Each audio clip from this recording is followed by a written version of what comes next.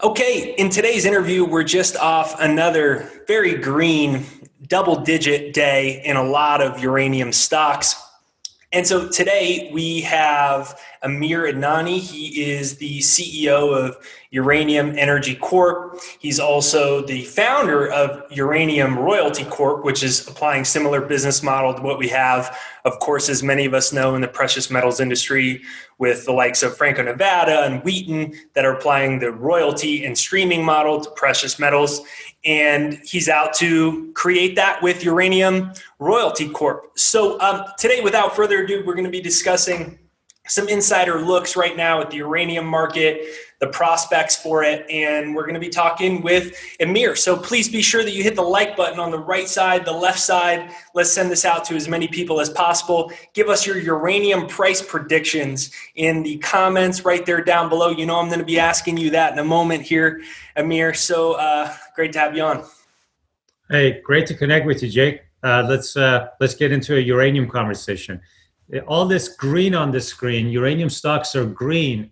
They were up, but you got to remember they are still very much close to the 10-year low, right? I mean, this sector collectively as a whole could be up so much more before it gets back to levels of a decade ago when the bear market started. Yeah, it's amazing, and it's hard to really comprehend that, as you said, we really are that far away from a 10-year low. Thankfully, I wasn't investing 10 years ago, so I didn't have to ride it all the way down to this bottom. But give us your assessment right now as, of course, you know, a real insider and executive in the market. What do you think right now the sentiment is? What do you think is driving these stocks? I think just before you and I came onto our call, I saw Numerico's new spot price went down by another 25 cents after everything was up, 8, 9, 10, 11%. But what's driving the market right now, and especially when the spot price isn't moving? So first of all, I think you have to kind of always appreciate the nuts and bolts of the supply demand story with uranium. You talked about gold royalty companies just earlier. And when it comes to, let's say, a commodity like gold, where it is not a depleting commodity, right? It's a currency, maybe it's a jewelry. And at the end of the day, with uranium, one thing that always attracted me to the supply demand story was how it's a depleting commodity, right? We don't make jewelry out of uranium. It really just has one purpose, and that's to be the fuel to generate electricity. And it's very easy to understand that. It's very easy to see and understand that demand for electricity is on the rise, that demand for uranium is trekking along and is projected to be growing as more nuclear reactors are built and come online. And it's very easy to see where the supply of uranium is coming from in terms of mining activity and what those numbers are. So we add them all up. And 2020, there was about 180 million pounds of demand. And production, especially because of COVID-19 related disruptions where mines had to be shut down or temporarily halting operations for safety reasons, production came in at the year for 2020 at about 125 million pounds. And so when you think about a supply demand for any commodity where demand is at 180 million and rising, and supply for mining is at 125 million, and you have over a 50 million pound gap or deficit. And that gap over the next 5 years continues to build, the cumulative gap out to 2025. I mean, we're just talking over the next 4 years is close to 250 million pounds. It creates the foundation and setup for certainly upward movement in the uranium price. Now, why upward movement in the uranium price? Well, at the current price of $30 per pound, most mines were shut down. In the United States, there's zero uranium mining. Some of the world's biggest producers have shut down their best mines. And so when you think about an incentive price to develop new uranium mines or to see uranium production increase, it ain't $30 per pound, because we're at $30 a pound right now and mines are not being built. There's not production growth taking place in the world. And the number I think you see most analyst or company projections peg as being an incentive price to see production come back online is somewhere around $50 to $55 per pound. And so that's a meaningful percentage increase from the current $30 level. Now you ask, well, what's going to take to get that going? And I think in a commodity like uranium, where it's very thinly traded, it's not a London Metal Exchange listed commodity, it's not as liquid as copper, gold, and oil. Price formation and reaction to some of these developments can take longer to take place. The key driver is going to have to be a contracting cycle. It's going to have to be utilities coming into the market looking to procure uranium on larger volumes over a longer period of time. Just earlier today, there was news of a U.S. utility coming out for looking for bids by the end of today to purchase more uranium in some better, bigger volumes, for example. And so I go back to my first comment.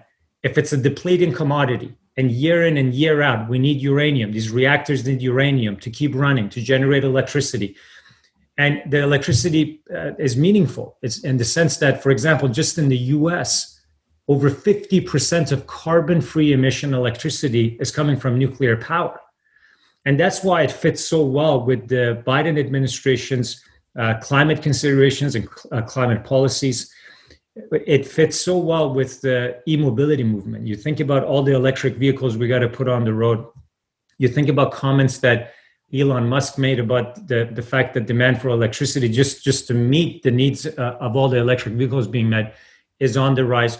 We need to be able to generate more baseload electricity, which means 24/7 electricity generation. And nuclear power plays a really key role in that part alongside renewables. And so when you think about a stock market right now at an all-time high, and you look at the uranium price at $30 per pound, I think the valuation, even though $30 per pound doesn't work for incentivizing new production, I think, frankly, the limited number of uranium companies in the world that can actually bring production online is so small and was so beaten up, so low compared to where the rest of the market is, that the sector is almost experiencing a value re-rating to some new higher level, even though we're still not seeing a rise in the uranium price itself yet. When that happens, I think that opens up a whole new audience and actually creates a proper bull market, frankly, to see real interest and real action in the sector. But Jake, even today, total market cap in the sector doesn't even add up. Investable market cap is still probably in the neighborhood of 10 billion. Whoa. That's nothing, right? There's just no market cap to invest in when it comes to the uranium mining sector. And I think that's always been an area that creates interest among investors in the sector, because you know that when it gets to moving, the numbers can be big. Like today, maybe there's about 10 to $15 billion of market cap to invest in the sector if we just throw everything in there. Back in 2007, at the all-time high, or at the sort of 15-year high of the uranium price, when uranium prices were at over $100 per pound, total market cap that you could have invested in the sector was well over $100 billion. And so, ultimately, it's a very fascinating setup, the setup in the uranium business today. I go back to I think the key point you raised. We ultimately need to see a sustainable increase in the commodity price, in the uranium price, to see mine development, to see production and supply expansion. And that hasn't happened yet. Okay, so would you say right now that what we're seeing in the uranium equities and that we've been seeing in the last few months is it smart money and institutions from the last market that see it's about to happen and they're getting positions? Or what would you chalk it up to? Is that what the re-rating is, coming from some of this smart money? Well, the move that uranium had last year was, first of all, an important move, right? We got to a 4-year high in the uranium price. The uranium price did react to supply side surprises and disruptions due to COVID-related shutdowns. And so, again, the overall kind of, I think, reaction that we're seeing now did start in earnest about a year ago, and it's sort of really carried into this year. There does seem to definitely be a growing amount of institutional investor interest and just general investor interest coming into the sector, judging by the increase in in dollar volume traded or just overall volume traded amongst all the uranium, the listed uranium companies. And again, it just goes back to the supply demand setup. I mean, I just don't think you need any more reasons or catalysts to be bullish this sector. I think everything you can possibly ask for or want to see a check mark next to for the proper setup of a bull market emerging in any commodity uranium has right now. So perhaps we're also at that point where if you're critically looking at the sector, looking at supply demand, looking at demand projections, looking at where the commodity price needs to be, if you do all that work, build a model, do your homework, you come to the conclusion that this is the right setup. None of us can predict exactly the moment where that inflection point takes place and you get that, the increase in the uranium price that we're expecting really as the next phase of this evolving sort of early stage in the bull market. But certainly, I think all the other components are there, right? You've had a long 10-year bear market, okay? One of the longest bear markets, in fact, the longest bear market of any commodity I can think of, number one. Number two, during that long bear market, there's been no meaningful development in terms of bringing new uranium projects on board. I go back to 2005, which was the year before the inflection point of the last major rally, the 06-07 uranium rally. In 2005, the uranium prices were just range bound, not doing anything, sub $30 per pound. And when you got that inflection point, at that point in time, there were still big projects being developed, like Cigar Lake at the time, which was flooded, which was the reason why we had the inflection point. But it was a major project representing well over 10% of global supply that was ready to come online. There isn't any project in the pipeline today that can, within the next 6 months, all of a sudden become the answer to 10% or 20% of global needs. There's nothing like that in the near term. The reserves and resources have been depleting. The industry during this 10-year bear market has done nothing but businesses trying to just keep things together and keep their teams together and advance projects, but not to the point of building new uranium mines. Back in 2006, we had the Russian stockpiles, the HEU agreement, the old agreement where old Soviet era warheads were being dismantled to sell the uranium and to convert highly enriched uranium to low enriched uranium and sell that into the market. Jake, that was the equivalence of being the world's largest uranium mine. Man. And that agreement ended in 2014. That doesn't exist anymore. We don't have a big source of supply like that. Back in 05, 06, we also had the US government selling uranium into the market from strategic supplies. Today, the US government has announced that the Department of Energy is going to get a 10-year or is going to look to have a 10-year program to purchase $1.5 billion worth of uranium. What a difference compared to 05 when they were selling uranium, right? So my point is, again, we can keep going. If we have a very kind of point by point, fundamental nuts and bolts discussion about why the uranium market now, I just don't think I can think of any more reasons as to why the setup is right. The setup is right. Next thing is, yes, we need the uranium price to move. When does that happen? Can't tell you exactly, but the setup is absolutely right. Yeah, it really is amazing. I mean, I never would have imagined I would end up having such a high allocation to uranium, but it's such a common sense without even understanding the nitty-gritties of all the fuels. It's such a black and white. I feel like anyone like me who's not very sophisticated it's so clear. It just is like, wow, this is a huge financial freedom opportunity, which is, really important with everything happening in the world right now. So I guess that begs the question of, is there any way you can give us an idea of the contracting market? Have U.S. utilities reached out to you? And I mean, there's only you, and URG. There's not really any other American stuff going on in any big degrees. So there's basically a couple phone calls they can make. Can you let us in on if you've started to have any of these types of conversations? And how far away do you think we are? Well, first of all, I mean, this is where the UEC story really shines is in the team. First of all, I mean, it's got to start with your human capital, right?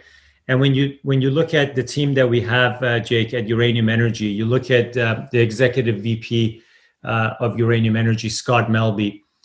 Scott is a 36-year veteran of the uranium industry, 22 years with Cameco as the president of Cameco, head of their global sales and marketing. What does head of global sales and marketing mean? You're selling uranium to every utility in the world and in the US. The relationships that are cultivated and built, this is a very important part of how contracting gets done. Butch Powell, our VP sales and marketing, decades of experience in the sales and marketing of uranium. So it begins with having the people.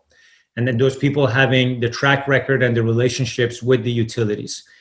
The utilities go through often formal procedures to look to buy uranium. They put out RFPs or RFQs, requests for quotes or proposals. And UEC is almost always invited to these opportunities to bid for business and or have direct discussions, as we have as well, with utilities about this. I got to tell you, though, again, the gap right now, and this is where everyone struggles with, between a utility wanting to buy uranium at the prevailing price, which is $30, and suppliers wanting to really commit to sell anything at $30, there's a Mexican standoff going on there, in the sense that, you know, no producer really wants to commit to long-term contracts with this pricing as your reference point to sell, or your floor, or anything like that, because we all know prices need to be much higher than that. Again, I referenced $50 or higher for that. And that's a number that you see commonly referenced in the industry by companies,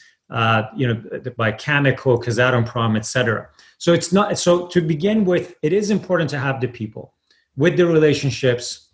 It is important to have fully permitted projects. I mean, what sets UEC apart is the fact that our business is mainly built around, and I say mainly because there's really two components to our portfolio, Jake. We have our fully permitted projects in South Texas and Wyoming that are earmarked and ready for low-cost in-situ recovery production.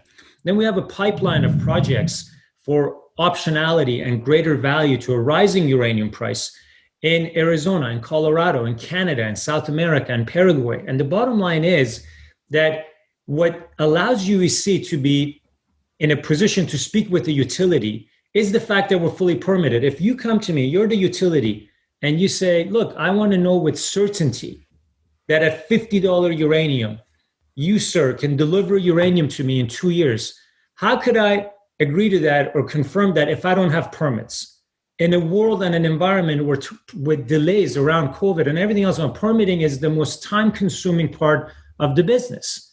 And so what we're able to do and what sets us apart is the fact that we have a processing plant, that in South Texas, our Hobson plant, which is fully built, permitted. Capacity there is 2 million pounds per year. You've got not one, not two, but 3 projects, Palangana, Goliad, Burke Hollow, all within hauling distance, making up this hub and spoke strategy that we have in South Texas, permitted for production. And just recently, January 26th, we announced aggressive exploration and production development related drilling at Burke Hollow. I think we're the only company in the US doing that right now. So a utility in the US looking to contract, what are they going to look for? They want to look and see that there's a credible counterparty with recognizable team. You look at the chairman of our company, Spencer Abraham, he's a former United States Energy Secretary. So if the Department of Energy wants to buy uranium, they see a familiar face. The utilities see the team that we have, or individuals that they've worked with, bought uranium from for decades. And the asset base that underpins all of that are right here in the US, fully permitted. You got that 2 million pound capacity in South Texas, our Reno Creek project in Wyoming, permitted for 2 million pounds per year. Those two combined right there gives UEC potential for baseline production of 4 million pounds per year, all in the US, all in situ recovery. And in situ recovery is a key thing. If someone watching this doesn't know what in situ recovery is, we have a video on our website, uraniumenergy.com/ISR, stands for in situ recovery. This is a way of mining uranium using solution. There's no excavation, there's no digging, there's no explosives, there's no strip mining, which is what conventional mining is. And this has advantages from a standpoint of being not only environmentally friendly, but not having as much surface disturbance and hence not having as much cost associated with it. The capital intensity to build a conventional mine these days, especially the larger ones in Canada, is in the billions of dollars. For in-situ recovery is tens of millions of dollars. It's stark contrast when you talk about competitiveness to build a mine. Faster, lower costs, and if you're fully permitted. And if you're in the US, you got two potential customers, the US government and utilities. And no other jurisdiction in the world has that advantage because there's nothing else like this U.S. reserve that has been set up by the U.S. government. Amir, let me ask you, at what price, if you're willing to disclose that, would you consider starting to contract longer term? I think a lot of us retail investors are sitting there going, when are these deals going to happen? You know, obviously you said, you know, we're not doing deals at 30 and that's part of the stalemate. Is there a number? Is it that you and the other producers are saying, hey, we're all holding out till 50 is the number? Do you have an idea of what that is, or is it just dependent on waiting till the utilities are really ready to come to the table? Well, I can tell you that we're not getting together with the other producers and trying to set pricing or anything like that. Having said that, I mentioned Scott Melby, and Scott just last week was actually appointed as the president for the Uranium Producers of America. That's our industry association, and that's again the kind of caliber of people that we have at UEC and the leadership roles that our team plays in our industry and in our sector. What the Uranium Producers of America will do is to make sure that we have a voice in Washington, D.C., and that when it comes to government affairs, we play a very active role to represent our industry. When it comes to pricing, I would say that the price that we've talked about and have disclosed or discussed in other kind of settings with investors is typically in a range of $45 to $50 per pound. That's the number we're looking at to restart our operations in South Texas and develop new ones. The difference there is that it may be similar to a $50 uranium price that a company that hasn't built its operations is also looking for. The difference is that we're ready to go. Our Hobson plant is already built. And so the projects we're looking to bring into production, we've even embarked on development drilling already, like at our Burke Hollow project. So I suspect that our competitive advantage ultimately lies in the fact that we're a past producer. So we have a track record. We're one of the only few juniors that can actually point to our own track record as a producer. We produced between 2010 to 2014. And as a past producer, you bring that expertise, you bring that know-how to development of new projects within a short time frame that are fully permitted. And again, given how onerous and time-consuming permitting can be, in the US, Jake, for example, in Wyoming, which would be one of the most mining-friendly jurisdictions to get permits, it can take 7 years. And that's how long it took the Reno Creek project, 7 years to get all the permits before you can break ground, construct, and before you can operate. So that's why I keep emphasizing that point. I think that's a key competitive advantage for us. And so again, in a $45, $50 uranium price environment, we can move very quickly to grab market share. We can move very quickly to be a key supplier to the US Reserve because of the speed advantage and the proof of concept, the track record we have as a past producer. Okay, so let me ask you a little bit about the United States uranium and a little bit of that conversation about this military defense budget or the government. So there's a lot of, it's been such an ugly, as you said, bear market in uranium.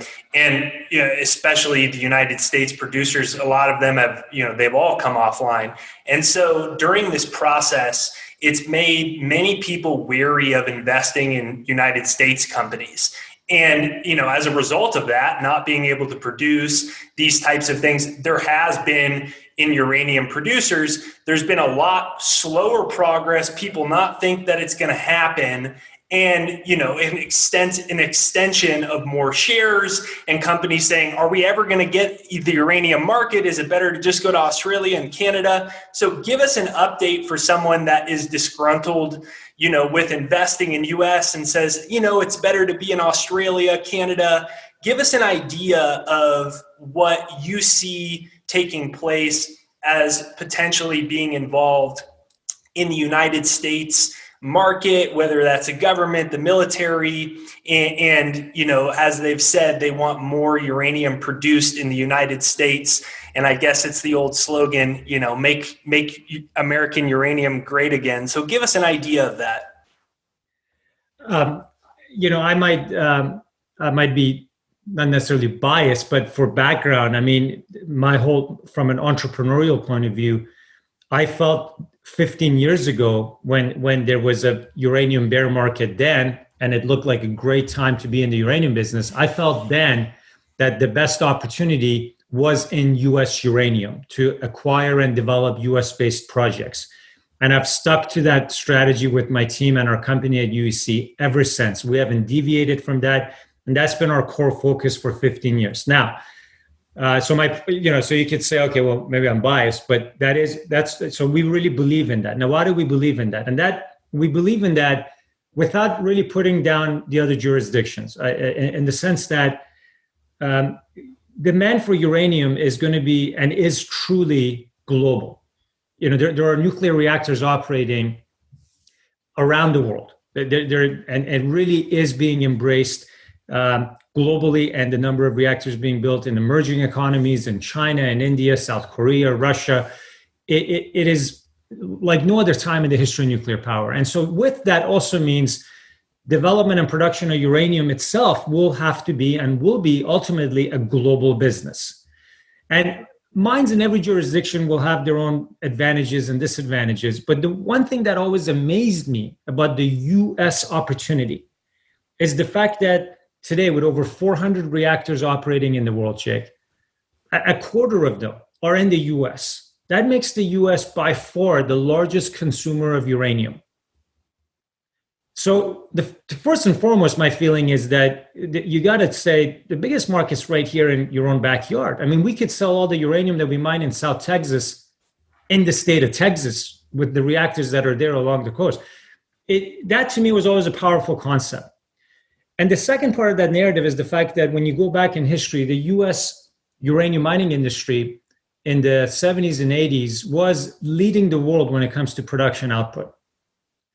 And so we know that the pedigree is there. We know the geologic endowment is there. And we know there's more history of documented uranium exploration and mining in the US than any other country. Fast forward. The bulk of the uranium mining that took place in the US historically was conventional mining, open pit underground mining. Today, there's no uranium mining left in the US. There was a method of mining uranium in the US called in situ recovery, or ISR. The birthplace of this technology is Wyoming and South Texas. This technology over the last 10 years, maybe up to 12 years, 13 years, within the last sort of decade or so, was deployed aggressively in Kazakhstan. And Kazakhstan now using the ISR technology, targeting sandstone-hosted uranium deposits that can be recovered using solution, has become the world's single biggest producer of uranium. Today, half of global production comes from in situ recovery. So the opportunity in the US is not to look at how uranium mining was done before, which is conventional mining. It's to look at what's working today globally. And what's working today globally is in situ recovery. And Kazakhstan's demonstrated that in situ recovery as a technology could definitely have scale and be low cost. And luckily in the US, the geologic settings that could be amenable to in situ recovery are vast and underexplored, because we haven't done any new exploration in the US for many decades. Even the projects that are being developed right now are brownfield projects being recycled from the 70s and 80s that were left behind. So then you look at, for example, what's happened in Canada. In Canada, in the last 5 years, 7 years, they kept drilling, they kept looking for uranium. And they found more uranium deposits using modern technology, using modern exploration. Look at some of the discoveries that have been made by companies like NextGen and Fission. Those are not projects from 15, 20 years ago or from the 70s and 80s. Those are projects that have been discovered with new modern exploration tools and techniques, looking at areas that were prospective but underexplored. And now you look at the deposits that have been found, and they form the basis for new companies. But Jake, in the US, we've hardly touched the surface of exploring for uranium with the most latest technology and modern tools that modern mineral exploration has at its disposal. We haven't done that as an industry. The only example of where that's taken place is at our Burke Hollow project in South Texas, where we made a grassroots discovery in 2012. It is the only. Do you think we can expect the U.S. government potentially contract? I mean, there's only a couple companies, you and Energy Fuels and URG. Can we expect the U.S. government or the military ever contracting with you directly? I mean, is this in the realm of possibility of, there was a big talk, it got, talked up a lot, which was about the US buying uranium. Can we expect things like that in the near future, or is that to be determined? No, it's happening. We've had, tell me how many other sectors or topics of conversation in today's very divided world you can say have bipartisan support. Yeah, it's very true. There was bipartisan support for nuclear power and for this program, the U.S. Uranium Reserve, out of the Senate and the House of Representatives, that has basically provided the appropriations, the funding that now allows the Department of Energy to go implement the first year of purchasing under the U.S. Reserve. There's bipartisan support for what we are talking about: nuclear energy, its existence as a critical part of the energy mix in the United States, and the fact that you can't be the world's biggest consumer of uranium and produce none of it. That just seems a bit unacceptable and crazy to both sides of the aisle, politically speaking. Now, in addition to electricity generation, the US requires uranium for the needs of the nuclear Navy, Department of Defense, and basically what that means isn't making bombs. It's talking about the fuel that runs aircraft carriers, which is nuclear power, which needs uranium, and submarines that run off of nuclear power and engines as well.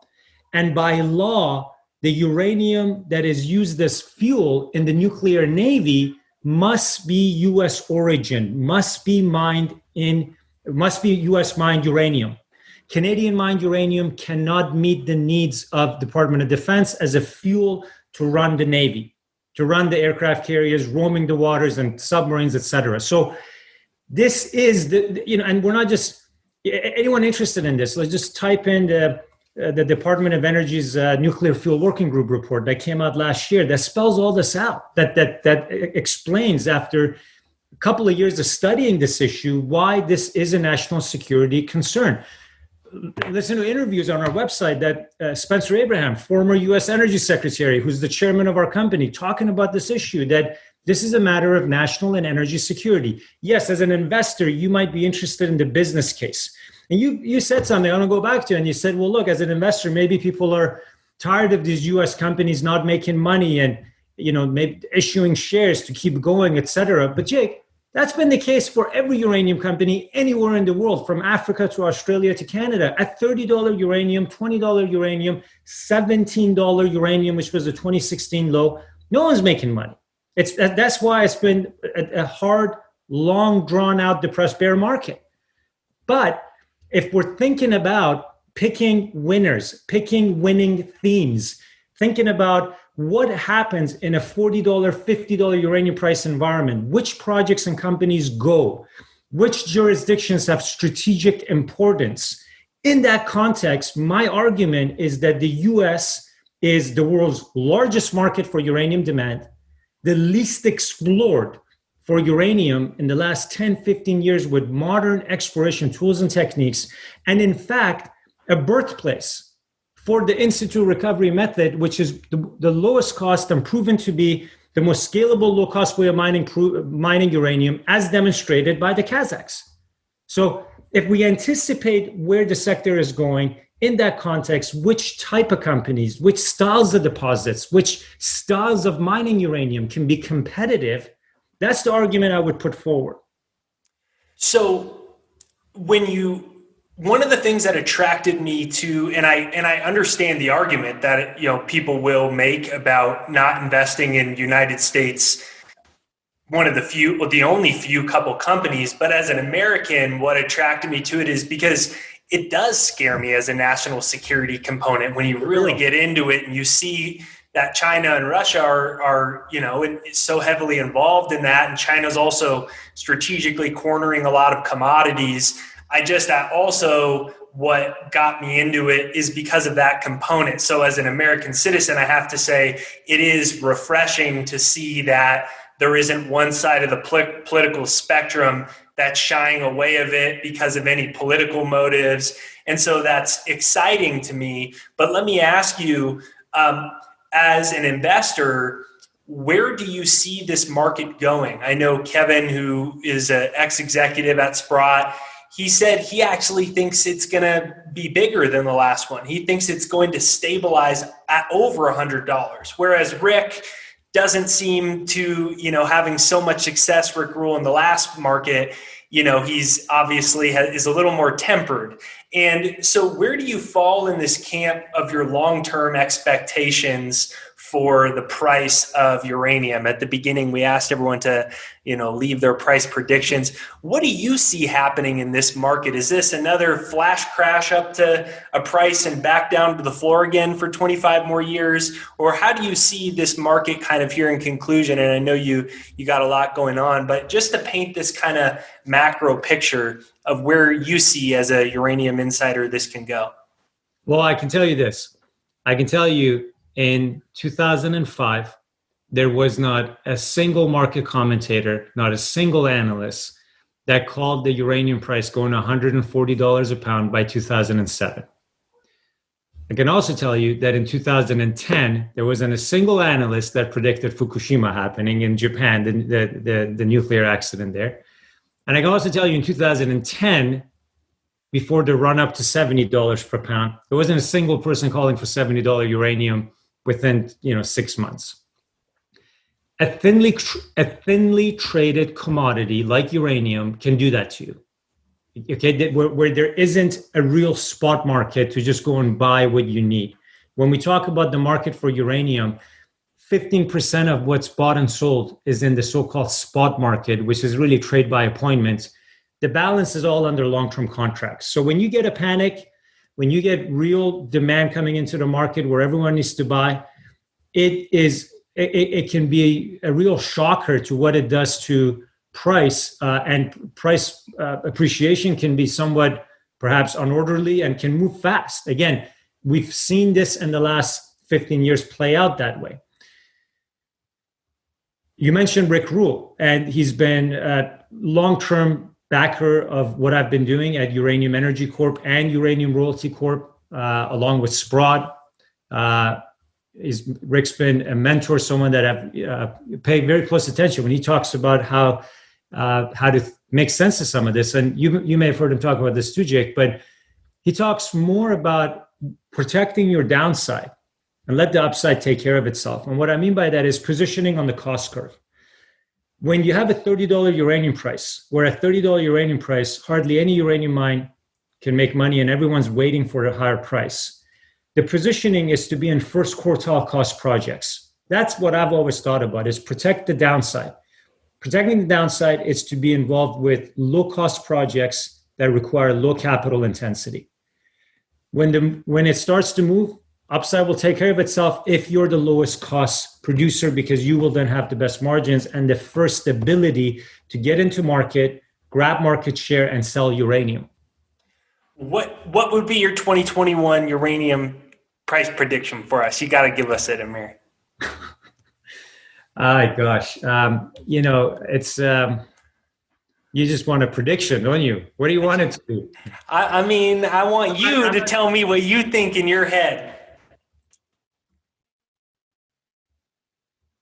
Yeah, this is not any kind of formal guidance, and this is not this is not something that, again, we publish as a company. This is just my opinion at this point for a conversation like this. But I think ultimately you have to look at a combination of marginal cost of production and incentive price for any commodity to then form a view of where that price is going, right? And I think in this instance, we've seen feasibility study after feasibility study, economic study after economic study, and then you've had companies like Cameco take down a mine like McArthur River, one of the biggest, lowest cost uranium mines in the world.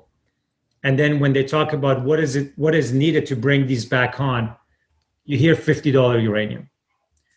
You've heard Cameco talk about that. You've heard the various economic studies on development stage projects talk about that. So my feeling is that there needs to be some kind of a move this year or next year, and maybe it could be this year's number, but there's got to be a move towards this $50 price. Why? Because we're consuming 180 million pounds of uranium and producing 125, even without the supply disruptions related to COVID. Maybe that number is 140 million pounds. There is a real deficit between what we're consuming and what we're mining. So the only way to meet that deficit is from primary supply, which is new production. $30 doesn't cut it.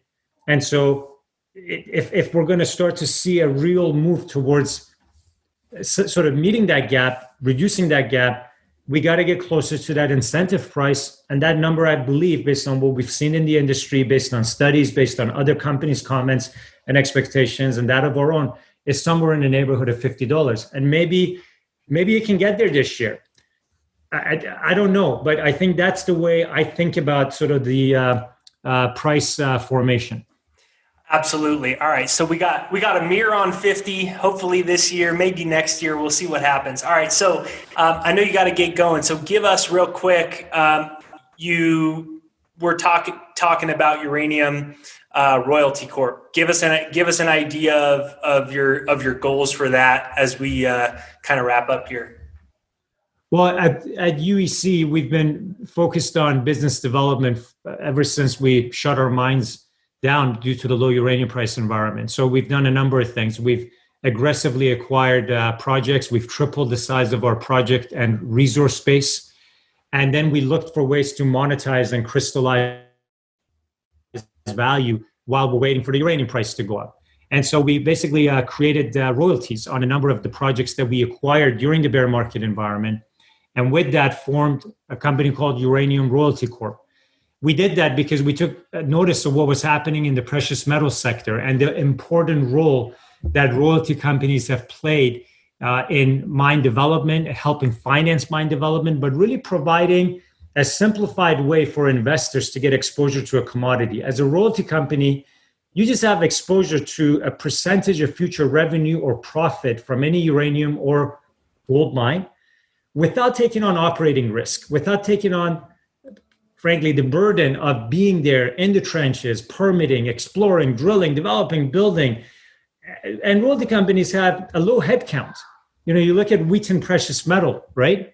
I think they only have like 12 employees. Like 20, something like that, like 20 employees and 20 billion market cap and just more cash flow generated per head than Goldman Sachs. These are really compelling businesses. And so we felt that there was a real void of that in the uranium sector. There isn't a uranium dedicated royalty company. And we decided let's be the force and the engine that helps create that. And so Uranium Royalty Corp, which is publicly listed in Canada, ticker symbol is URC, and in the US, URCCF, is the first and only pure play uranium royalty company in the world. And Uranium Energy owns 20% of it, and we're a strategic investor there. And it's a meaningful position for us. It's the value of that position is close to $30 million. So it's something that really demonstrates we were able to acquire projects for the cheap that we own 100%. But by underwriting royalties, we've managed to crystallize this additional value, very distinct form of value for UEC in the form of our URC shares.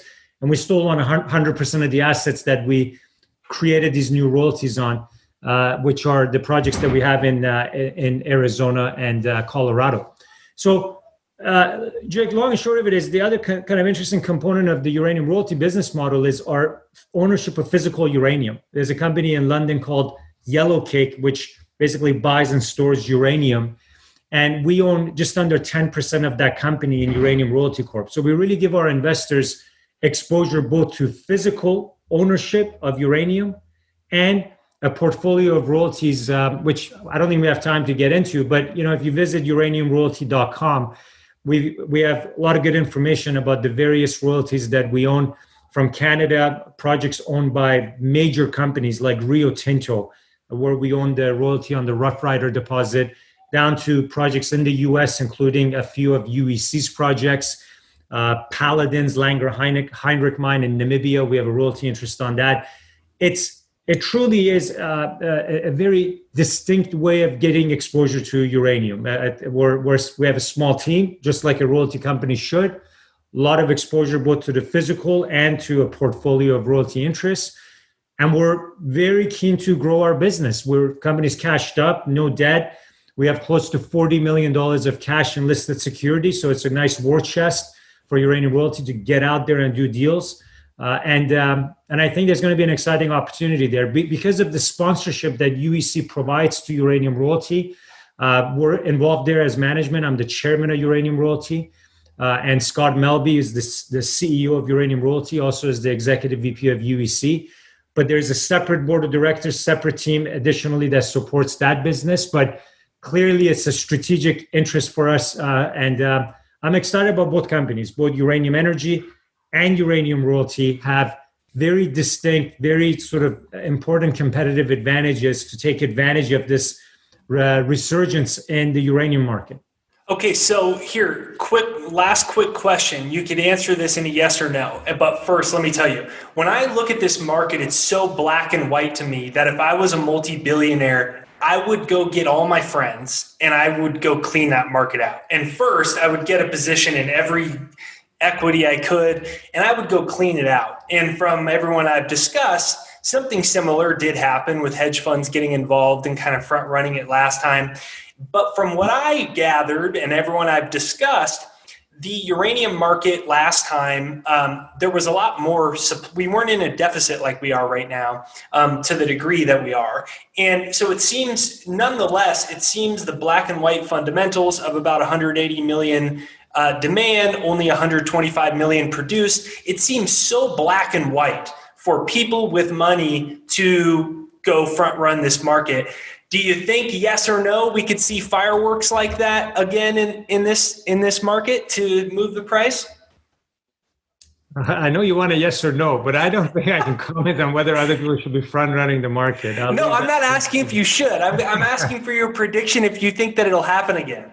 Yeah. Well, who knows? Sure. I mean, it is, as you say, just this obscure corner of the market, this uranium market. It's small. It's not followed by big banks. It is this niche little industry, but yet it is so important. It's supposed to provide the fuel to generate global electricity. So I find it quite bizarre that it could even be cornered that way, but it could be cornered that way. Look, it's with cost of capital globally, basically at zero and negative interest rates where they are. Then I look at the uranium trade and I really think it's a matter of time until, to your point, someone sitting there collecting negative interest on their money might just say, well, why am I doing that? Why don't I buy why don't I buy this thing over here? This whole industry, you can buy the whole thing. But the problem is, as I mentioned, there's not a lot of market cap to buy, right? And that's maybe what works against the uranium sector, and why also I think it works so well for smaller individual investors who can really play a role in the most important sector for energy that is yet to really flourish into something that could be relevant for institutional size. Absolutely. That I made a tweet today and I said about the component, I said, I think it's a matter of time till some hedge funds wake up to the fact that they have 0% interest and they realize there's an amazing financial opportunity. And so we'll see if that ends up happening. I really appreciate you taking the time and sharing a little bit about what's going on in the market and going on in your companies as well. And looking forward to hopefully speaking again soon. And last but not least, tell me one thing that you are grateful for in your life or excited about in your life right now. It's, just the fortune of being with great people that I work with on a daily basis. My family, I've got a young family, 3 kids, just a fantastic sort of. I hear one of them. Yeah, you hear one of them in the background. So, it's just good health and the fortune to be with good people. That's all, man. It doesn't take a whole lot for me to be happy. And obviously a green day for uranium is always a nice thing, but I've been at this for 15 years. I'm a long-term player. I think long-term, I plan long-term, I invest long-term. And so the day-to-day stuff bothers me less, but long-term, if you're with great people, and I've been fortunate to have some really great backers that we talked about, Rick Rule, Doug Casey, guys like Marion Katusa, Warren Gilman, who's been a huge investor in the uranium sector, back in myself, UEC, URC, companies like NextGen that he's backed. We've attracted some really great people to our story, and I'm lucky for that. That's what I consider ultimately, that you're blessed, and the people you associate yourself with is a great indicator of the quality that and the potential that you represent. Absolutely. So for everyone listening, please make sure that you hit the like button on the right side, the left side. Let's send this out to as many people as possible and help broaden the horizons to those that are interested and aware of this uranium bull market that's coming. So please make sure you hit the like button on either side. Leave us a question down below if you want discussed on a future interview with Amir. And thank you for coming on, Amir. It's nice to meet you.